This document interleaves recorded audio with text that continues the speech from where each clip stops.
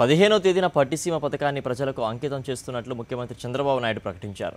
అయితే వర్షాల వల్ల కాలువ పనులు, పంపుల ఏర్పాటుకు కొంత ఆటంకం ఏర్పడిన నేపథ్యంలో నీటి విడుదలకు మరో 10 రోజుల సమయం పడుతుందని వెల్లడించారు. పట్టిసీమ నుంచి నీటిని కృష్ణానదికి తరలించడంతో దక్షిణ భారతదేశంలోనే మొట్టమొదటిసారి నదుల అనుసంధానం జరుగుతుందని అన్నారు. దీని తర్వాత సోమశీల, పెన్నా నదుల అనుసంధానంపై దృష్టి పెడతామని ముఖ్యమంత్రి చంద్రబాబు చెప్పారు.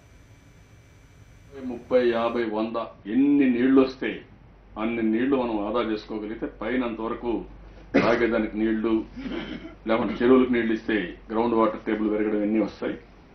కృష్ణాలో కూడా నీళ్లు లేకుండా ఇక్కడ డెల్టా కూడా ఎండిపోయే పరిస్థితి వస్తూ ఉంది. అలాంటి సమస్యలు కూడా వస్తున్నాయి.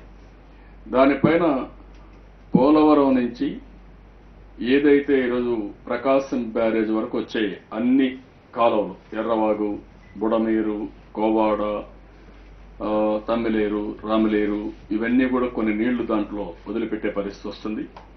దానివల్ల కూడా చాలా వరకు ఒకటి గోదావరి నీళ్లు, గోదావరి కృష్ణ మధ్య పరివాహక ప్రాంతపు నీళ్లు కూడా దాంట్లో వదిలిపెడుతున్నాం.